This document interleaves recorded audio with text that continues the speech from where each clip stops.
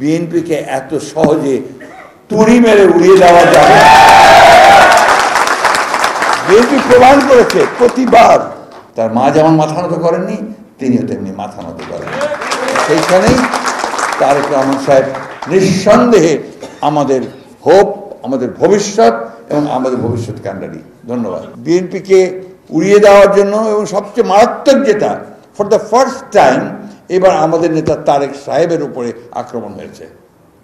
আমি তা আপনারা লক্ষ্য করেছেন নিশ্চয়ই, তার নাম ধরে, তার কথা বলে, তাকে বিভিন্নভাবে মেলাইন করে তার সম্পর্কে কথা বলেছে, যেটা খুব অ্যালার্মিং। আমি তাই অনুরোধ করব যে যারা তোমরা এই কাজটা করছো, তারা তোমরা আরও ব্যাপকভাবে করো, আরও বেশি মানুষকে সঙ্গে নিয়ে করো, আরও বেশি যারা এই কাজের সঙ্গে জড়িত আছেন তাদেরকে সঙ্গে নিয়ে করো।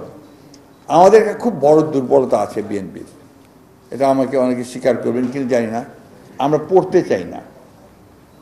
পড়াশোনাটা আমাদের কাছে একটা মানে খুব একটা ভালো বিষয় না, এটাকে বদলাতে হবে, পড়তে হবে বেশি করে। এই যে আজকে ডাক্তার সাহেবের কথা শুনে আমরা সবাই খুব খুশি হলাম, মাহবুবুল্লাহ সাহেবের কথা শুনে সবাই খুব খুশি হলাম, মাহাদিনের কথা শুনে সবাই খুব খুশি হলাম। এরা কিন্তু পড়াশোনা করে ওই কথাগুলো বলছেন, যেটা শুনে আমরা আপনার সমৃদ্ধ হচ্ছি, ভালো লাগছে। তো সেই পড়াশোনাটা যত বাড়ানো যাবে তত কিন্তু লড়াইটা তত শক্ত করে করা যাবে। এই কথাটা আমাদেরকে মনে রাখতে হবে এবং পড়তে হবে সব বিষয়ে, সব বিষয়ে, শুধুমাত্র একটা বিষয়ে পড়লে হবে না। ওরা কি বলছে সেটাও পড়তে হবে, ওরা কি জায়গায় একটা আক্রমণ করছে সেটাও জানতে হবে, একই সঙ্গে আমি কি বলবো, কিভাবে উত্তর দেব, সেই বিষয়গুলো আমাকে জানতে হবে। কয়েকদিন আগে, সম্ভবত 2-3 দিন আগে, একটা টক শোতে ডাক্তার সাহেব ছিলেন, আমাদের বাবুল সাহেব ছিলেন, কোথায় যেন 6-7 জন টিভিতে সম্ভবত কামরুজ্জামান রতন সাহেব ছিলেন, কামরুজ্জামান ওনার নাম রতন ভাই ছিলেন, তারপরে আরও অনেক পোয়াদ ছিলেন, অনেকেই ছিলেন। আমি সাধারণত টক শো অ্যাভয়েড করি, কিন্তু সেদিন আমি রাত্রি 2টা পর্যন্ত এই টক শো দেখেছি। আমার কাছে মনে হয়েছে যে এই টক শোটা যদি সবখানে ছড়িয়ে দেওয়া যায়, তাহলে বিএনপি যে কথাগুলো বেরিয়ে এসছে আমাদের ডক্টর সাহেব বা বাবুল বা অন্যান্যদের কাছ থেকে, এইগুলো অনেকভাবে সেটাকে খণ্ডন করে, যুক্তি খণ্ডন করে, অন্যের আক্রমণটাকে খণ্ডন করে কথাগুলো একটু যাওয়া দরকার। আসলে বুদ্ধির যে লড়াই, মেধার যে চর্চা, এটার কোনো বিকল্প নেই। কিন্তু আমরা বলছি যে আমরাই শ্রেষ্ঠ, কীভাবে শ্রেষ্ঠ? আমার চেয়ে অনেক শ্রেষ্ঠ এখন ওই পরে চলে গেছে, যারা আমাদের সমালোচনা করছে না। তো সেই জিনিসগুলো কিন্তু আমাদেরকে মাথায় রাখতে হবে। মেরিটোক্রেসি কোনো বিকল্প নেই, মেধার কোনো বিকল্প নেই, সেই মেধায় আমাদেরকে সম্পূর্ণভাবে এগিয়ে যেতে হবে। তারেক রহমান সাহেব আমার নেতা, তার সম্পর্কে কথা বলা আমার জন্য খুব খুব কষ্ট মানে জটিল বলে এই জন্যে যে হি ইজ মাই লিডার। আমি তার সম্পর্কে আমি কথা বলি যে মানুষ নেতৃত্ব লাভ করে বেশ কিছুভাবে, কখনো লাভ করে আপনার জন্মগতভাবে, কখনো লাভ করে যেটা বলে মানে ওটা পারিবারিকভাবে আসে, কখনো সে সেটা অর্জন করে নিজের আপনার গুণ দিয়ে অর্জন করে, কখনো মানুষ নেতা বানিয়ে দেয়, তাই না? তারেক সাহেবের মধ্যে কিন্তু আপনার এই নেতৃত্বটা এসেছে অনেক দিক থেকে, পারিবারিক দিক থেকে, যেটা অনেকেই আপনারা বলেছেন, যদি কথাটা শুনতে আমার একদম ভালো লাগে না, কারণ যিনি নেতা তাকে আমার মনে হয় যে বোধহয় কিছুটা খাটো করা হয়, তার যে নিজস্ব গুণ সত্তাগুলো আছে সেটাকে পরিবারের সঙ্গে সম্পৃক্ত করে দিয়ে আমরা ওদেরকে একটু ছোট করে দিই। তারেক রহমান সাহেবের নিজস্ব গুণ আছে, যে গুণগুলোর জন্য তিনি আজকে এই পর্যন্ত এসছেন, নাহলে আসতে পারতেন না। কেন বলছি আপনাকে এই কথাগুলো? যে আমার অভিজ্ঞতা, আমি তো বেশ কিছুদিন ধরেই কাজ করছি একসাথে। তারেক রহমান সাহেব দায়িত্ব পাওয়ার পরে, অর্থাৎ ম্যাডাম জেলে যাওয়ার পর থেকে তো ওনার সঙ্গে সরাসরি কাজ করছি।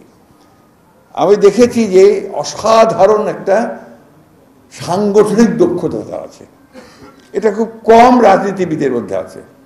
অসাধারণ, অতি অল্প সময়ের মধ্যে তিনি বিশাল একটা অংশকে তিনি সংগঠিত করে ফেলতে পারেন এবং খুব অল্প সময়ের মধ্যে তিনি বাংলাদেশের গ্রামে পৌঁছে গেছেন, একদম একে ওয়ার্ডে পৌঁছে গেছেন। যে কারণে যে কথাটা ডাক্তার সাহেব বলেছেন, আমি এটা জোর দিয়ে বলতে চাই, বিএনপিকে এত সহজে তুড়ি মেরে উড়িয়ে দেওয়া যাবে। বিএনপি প্রমাণ করেছে, প্রতিবার প্রমাণ করেছে যে বিএনপি সেই ধ্বংসস্তূপ থেকে জেগে উঠতে জানে। প্রেসিডেন্ট জিয়া রহমান সাহেবের শাহাদাতের পরে অনেকে ভাবলো বিএনপি শেষ, বিএনপিকে আর খুঁজে পাওয়া যাবে না। কিন্তু সেই বিএনপি আবার আমাদের দেশনেত্রী বেগম খালেদা জিয়ার নেতৃত্বে আমাদের ছাত্র নেতা, যুব নেতাদের সঙ্গে নিয়ে আবার বিএনপি জেগে উঠেছে। আবারও পরবর্তীকালে আঘাত এসেছে। এই যে 15 বছর প্রতিটি মুহূর্তে বলা হচ্ছে বিএনপি শেষ। শত আপনার যে সমস্ত আমি যেটাকে বলছি যে আপনার এটা কি বলে যে আমাদের লোভ, লালসা, এ সমস্ত ঊর্ধ্বে উঠে আমাদের বিএনপি নেতারা কিন্তু একজোট হয়ে দাঁড়িয়ে থেকে কারাগারে গেছেন, কারাগারে পর্যন্ত লোক পাঠানো হয়েছে, চলে আসো, তোমাকে এত টাকা দেওয়া হবে, এই করা হবে, ওই করা হবে। যায়নি কেউ, একমাত্র সাজানো বাদ দিয়ে বসে। তো আর কেউ না, কেউ যায়নি। তো এই জিনিসগুলো কিন্তু আমাদের শক্তি, এটা আমাদের ইনহেরেন্ট একটা স্ট্রেংথ। এই স্ট্রেংথটাকে কিন্তু আমাদের কাজে লাগাতে হবে।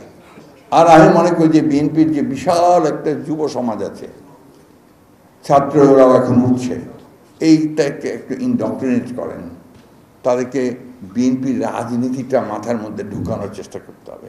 এটা আমাদেরই করতে হবে, কিন্তু আমি আপনাদেরকে বলছি যে এই চেষ্টাটা আপনারাও করেন। কারণ ইনডক্ট্রিনেশন ছাড়া আপনার কখনোই আমি রাজনীতিকে শক্তিশালী জায়গায় নিয়ে যেতে পারবো না। এই কথাটা বলার প্রয়োজন এই জন্য মনে করছি যে আমরা শুধু লড়াই করেছি গত সময়গুলোতে, কিন্তু সেই লড়াইটাকে সমৃদ্ধ করবার জন্য যে জ্ঞানটা, সেটা কিন্তু আমরা অনেকেই অর্জন করতে পারিনি। আজকে তা নাহলে যে কথাগুলো আমাদের শুনতে হচ্ছে, সে কথাগুলো হয়তো আমরা শুনতে পারতাম, হতো না আমাদের। তো একটা জিনিস মনে রাখবেন, আজকে যে প্রচার হচ্ছে, অপপ্রচার হচ্ছে, এর পেছনে কিন্তু একেবারে সুনির্দিষ্ট চক্রান্ত রয়েছে। সেই চক্রান্ত হচ্ছে বাংলাদেশের জাতীয়তাবাদী শক্তিকে ধ্বংস করে দেওয়া। সেই চক্রান্তটা হচ্ছে যে নেতা যিনি উঠে আসছেন, যার একটা সম্ভাবনা দেখা দিয়েছে, সে তারেক রহমান সাহেবকে নিশ্চিহ্ন করা, তাকে খারাপ জায়গায় ফেলে দেওয়ার চেষ্টা করা। এই জিনিসগুলো কিন্তু সবসময় মনে রাখতে হবে আমাদের। আমি বক্তব্য বাড়াবো না। আমি আবারও আমার যারা ছেলের মতো তাদের কাছে বলি যে যে কোনো সময়, যে কোনো মুহূর্তে আমি সহযোগিতা করতে তৈরি আছি, দল তৈরি আছে, কিন্তু সেটাকে নিয়মতান্ত্রিক হতে হবে আর কি। এটা খুব বেশি প্রয়োজন। তোমাদেরকে আন্তরিকভাবে আবারও ধন্যবাদ জানাতে চাই। শত প্রতিকূলতার মধ্যেও তোমরা রয়েছো, লড়াই করেছো এবং জেগে থেকেছো। আজকেও তোমাদের সময় এসছে, এখন আবারও তোমরা সেইভাবে কাজ করো, সমস্ত সহযোগিতা আমাদের কাছ থেকে পাবে। তারেক রহমান সাহেবের সম্পর্কে একটা কথা বলি, শেষ করব। 2002 সালে আমার সুযোগ হয়েছিল দেশনেত্রী বেগম খালেদা জিয়ার সঙ্গে রাষ্ট্রীয় সফরে চীনে যাবার। তো সেখানে প্রচণ্ড শীত ছিল সে সময়, ডিসেম্বর মাস, এত বরফ পড়ছিল যে বাইরে কোনো অনুষ্ঠান করা সম্ভব ছিল না। গ্রেট হলের ভেতরে ম্যাডামকে সেই আপনার গার্ড অফ অনার, তাকে রিসেপশন দেওয়া হলো।